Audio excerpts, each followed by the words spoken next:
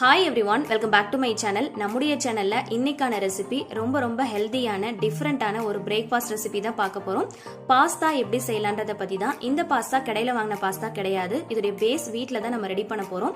அதை வச்சு pasta prepare பண்ண போறோம். இந்த பாஸ்தா ரொம்ப டேஸ்டா இருக்கும். இந்த ரெசிபி பண்றப்போ ரொம்ப என்ஜாய் பண்ணி பண்ற மாதிரி இருக்கும். அதே சமயம் ரொம்ப கிரியேட்டிவாவும் இருக்கும். இந்த ரெசிபியை எப்படி செய்யலான்றத இந்த வீடியோவை ஸ்கிப் பண்ணாம ஃபுல்லா பார்த்து தெரிஞ்சுக்கோங்க.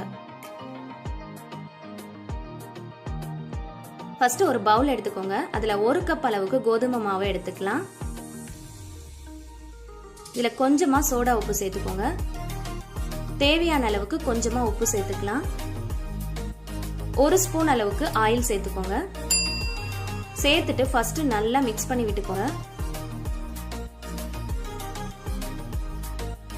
இப்போ இதுல கொஞ்சமா தண்ணி சேர்த்து நல்ல சப்பாத்தி மாவு மாதிரி சாஃப்டா பிசைஞ்சு எடுத்துக்கோங்க. அப்பதான் நமக்கு டிசைன்ஸ் பண்ண வரும். நல்ல சாஃப்டா பிசைஞ்சிக்கலாம். நல்லா இந்த மாதிரி அழுத்தம் கொடுத்து பிசைஞ்சுக்கோங்க. இப்போ ஃபைனலா இது கூட 1 ஸ்பூன் அளவுக்கு ஆயில் சேர்த்து நல்லா பிசைஞ்சுக்கோங்க. பிசைஞ்சிட்டு ஒரு 20 மினிட்ஸ்க்கு அப்படியே மூடி போட்டு நல்லா ஊற விட்டுறலாம்.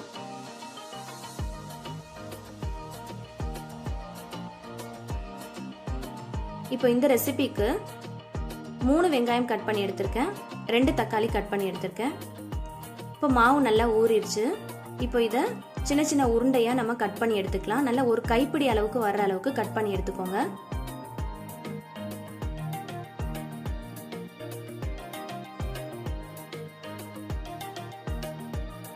இப்போ இதுக்கு மேல மாவு போட்டு சப்பாத்தி மாதிரி நல்லா பரத்தி எடுத்துக்கலாம்.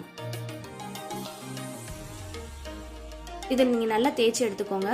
இது திக்காவும் இருக்கக்கூடாது, தின்னாவும் இருக்கக்கூடாது. நல்லா பரட்டி எடுத்துக்கலாம். இப்போ இதுல இந்த மாதிரி ஒரு மூடி கிடைச்சிச்சுன்னா அதை வச்சு நீங்க கட் பண்ணிக்கோங்க. ரவுண்ட் ஷேப்ல நீங்க பார்த்து எடுத்துக்கோங்க. நான் பால் பாட்டிலுடைய மூடி எடுத்திருக்கேன். நீங்க பாட்டில் மூடி இல்ல கப்பு, கிண்ணம், பாட்டிலுடைய மூடி அந்த மாதிரி எது வேணாலும் நீங்க எடுத்துக்கலாம். ஏதாவது ஒரு சின்ன சைஸா பார்த்து ரவுண்ட் ஷேப்ல எடுத்துக்கோங்க. எடுத்து இந்த மாதிரி கட் பண்ணி எடுத்துக்கோங்க. நீங்க சாஃப்டா பிசைஞ்சாதான் நல்லா கட் பண்ண வரும். இப்ப பாத்தீங்கன்னாலே தெரியும், கட் பண்ணும் போதே அது நல்லா கரெக்டா வெளியில வந்துருது. அந்த மாதிரி நீங்க சாஃப்டா பிசைஞ்சு எடுத்துக்கணும்.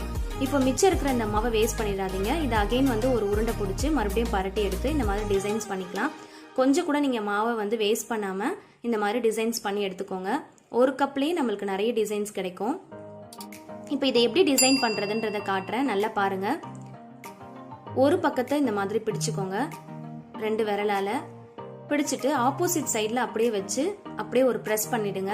அடியில ஒட்டக்கூடாது, இந்த மேல அந்த முனையில மட்டும் தான் ஒட்டணும். மறுபடியும் திருப்பி இந்த மாதிரி ஒரு பிரஸ் பண்ணிடுங்க. அப்படியே சங்கு மாதிரி ஆயிடும். ரொம்ப கிரியேட்டிவா இருக்குங்க. இதை பண்ணப்போ ரொம்ப என்ஜாய் பண்ணி பண்ற மாதிரி இருக்கும். வீட்டுல குழந்தைங்க இருந்தாங்கன்னா கூட அவங்கள கூட கூப்பிட்டுக்கோங்க. அவங்களுக்கும் ரொம்ப என்ஜாய் பண்ற மாதிரியான ஒரு ரெசிபியா இருக்கும். இந்த மாதிரி மேல மட்டும் 2 முனையை வச்சு நல்லா பிரஸ் பண்ணிட்டு அகைன் திருப்பி ஒரு பிரஸ் பண்ணிடுங்க. ஃபர்ஸ்ட் ஸ்டார்டிங்ல தான் உங்களுக்கு கஷ்டமா இருக்க மாதிரி இருக்கும். பண்ண உங்களுக்கு ரொம்பவே ஈஸி ஆயிடும். குழந்தைங்க இதை பண்றப்போ அவங்களுக்கே சாப்பிடணும் போல ரொம்ப ஆசையா இருக்கும். அந்த அளவுக்கு ரொம்ப கிரியேட்டிவான ஒரு ரெசிபி, டிஃப்ரெண்டான ரெசிபி. டேஸ்டும் பாத்தீங்கன்னா அவ்வளவு சூப்பரா இருக்கும். நம்ம கடைகள்ல வாங்குறதுக்கு பதிலாக இந்த மாதிரி வீட்லயே ப்ரிப்பேர் பண்ணிக்கலாம். நம்ம கோதுமை மாவு வச்சு பண்றதுனால ரொம்ப ஹெல்தியான ரெசிபியும் கூட இது. நீங்க ஃப்ரீயா இருக்கிறப்போ இதை பண்ணி வச்சிட்டீங்க அப்படின்னா இந்த ரெசிபியை நீங்க ப்ரிப்பேர் பண்ணிக்கலாம். நான் இதை இன்ஸ்டன்டா ரெடி பண்றேன். சப்போஸ் இதை நீங்க ஸ்டோர் பண்ணி வச்சுக்கணும்னு நினைச்சா கூட நீங்க ஃப்ரீயா இருக்கிறப்போ இந்த மாதிரி பண்ணிட்டு இதை வெயில்ல நல்லா காய வச்சு எடுத்துக்கோங்க. நல்லா மொறுமொறுன்னு காஞ்சதுக்கு அப்புறமா ஈரம் இல்லாத ஒரு டைட்டான கண்டெய்னர் பாக்ஸ்ல நீங்க ஸ்டோர் பண்ணி வச்சுக்கணும். அது ஈரமா இருந்துச்சு அப்படின்னா கெட்டு போயிடும். அதுக்காக தான் நீங்க அந்த மாதிரி ஸ்டோர் பண்ணி வச்சிட்டீங்க அப்படின்னா உடனே யூஸ் பண்ணிடுங்க. ரொம்ப நாள்லாம் வச்சுக்க கூடாது. பாருங்க, இந்த மாதிரி நீங்க பிரஸ் பண்றப்போ அடியில ஒட்டக்கூடாது. அதுக்காக தான் நான் உங்களுக்கு அழுத்தி காட்டுறேன். இந்த மாதிரி மேல மட்டும் அமுத்தி எடுத்துக்கோங்க. இந்த மாதிரி எல்லா உருண்டையும் இந்த மாதிரி டிசைன்ஸ் பண்ணி எடுத்துக்கலாம். பார்க்கவே ரொம்ப அழகா இருக்கும். பாருங்க, நம்ம எல்லாத்தையும் இந்த மாதிரி டிசைன்ஸ் மாதிரி பண்ணி எடுத்துட்டோம். ரொம்ப சூப்பரா இருக்கும் இந்த ரெசிபி. பார்க்கிறதுக்கே ரொம்ப அழகா இருக்கும். கண்டிப்பா ட்ரை பண்ணி பாருங்க. ஸ்டார்டிங்ல கஷ்டமா இருக்கும், ஆனா அதுக்கப்புறம் போக போக வந்துடும். கொஞ்சம் கூட மாவு நீங்க வேஸ்ட் பண்ணாம பண்ணி எடுத்துக்கோங்க. 1 கப்லயே நமக்கு நிறைய டிசைன்ஸ் கிடைக்கும்.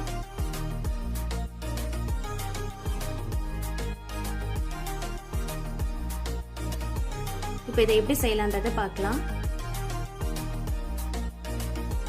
ஒரு பாத்திரத்துல 2 கப் அளவுக்கு தண்ணி ஊத்திக்கலாம். நம்ம வந்து பாஸ்தாவை வந்து ஃபர்ஸ்ட் குக் பண்ணி எடுத்துக்க போறோம். இதுல கொஞ்சமா உப்பு சேர்த்துக்கலாம். ஆல்ரெடி வந்து நம்ம மாவு பிசையும் போது வர கொஞ்சமா உப்பு சேர்த்திருக்கோம், அதனால பார்த்து சேர்த்துக்கோங்க. 1 ஸ்பூன் அளவுக்கு ஆயில் சேர்த்துக்கலாம். அப்பதான் பாஸ்தா ஒன்னோட ஒன்று ஒட்டாம வரும். இதை நல்லா மிக்ஸ் பண்ணிட்டு மூடி போட்டு நல்லா பாயில் பண்ணிக்கலாம். ஒரு 5 மினிட்ஸ்லயே இது நல்லா கொதிச்சு வந்துடும். இப்போ நல்லா கொதிச்சிருச்சு. இது கூட நம்ம பாஸ்தாவை ஆட் பண்ணிக்கலாம்.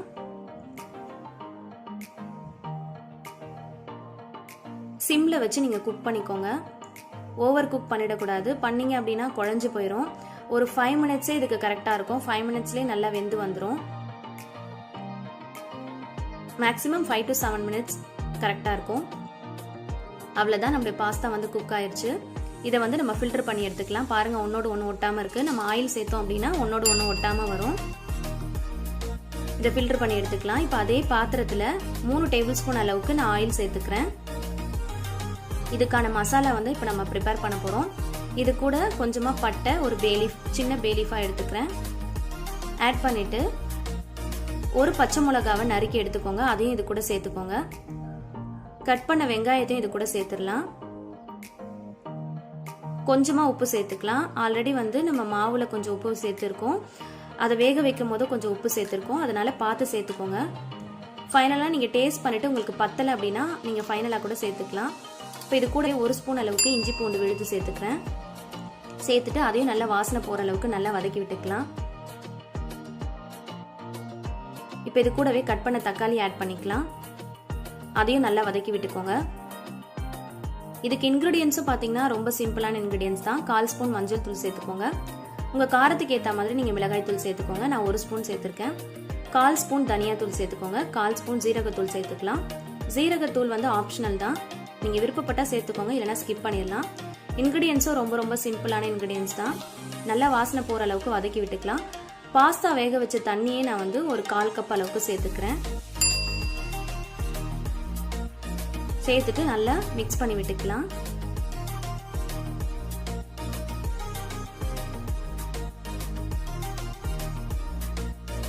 நான் ஒரு 1/2 கப் அளவுக்கு எடுத்து வச்சிருந்தேன், அதில் 1/4 கப் தான் ஊற்றிருக்கேன். இப்போ அந்த மசாலா வாசனை போகிற அளவுக்கு நல்லா வதக்குனதுக்கு அப்புறமா பாஸ்தாவை இது கூட சேர்த்துடலாம். சேர்த்துட்டு நல்லா மிக்ஸ் பண்ணி விட்டுக்கோங்க. ரொம்ப போட்டு கிளறிடாதீங்க, லைட்டாக மிக்ஸ் பண்ணி விடுங்க.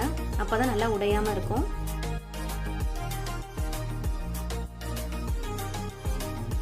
நல்லா மசாலா ஃபுல்லா எல்லாத்துலயும் படுற அளவுக்கு நல்லா மிக்ஸ் பண்ணி விட்டுக்கலாம். இப்போ இது கூடவே ஒரு கைப்பிடி அளவுக்கு ஃப்ரெஷ்ஷான கருவேப்பிலை கொத்தை ஆட் பண்ணிக்கலாம். ஆட் பண்ணிட்டு அதையும் நல்லா மிக்ஸ் பண்ணி விட்டுக்கோங்க.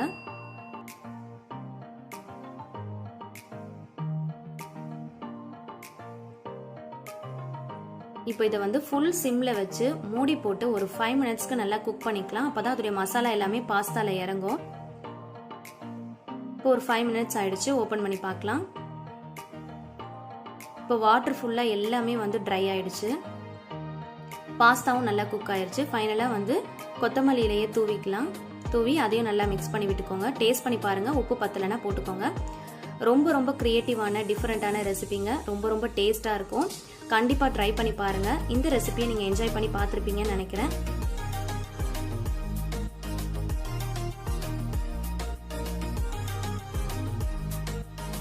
இப்போ இதை நீங்க சர்வ் பண்ணிக்கலாம்.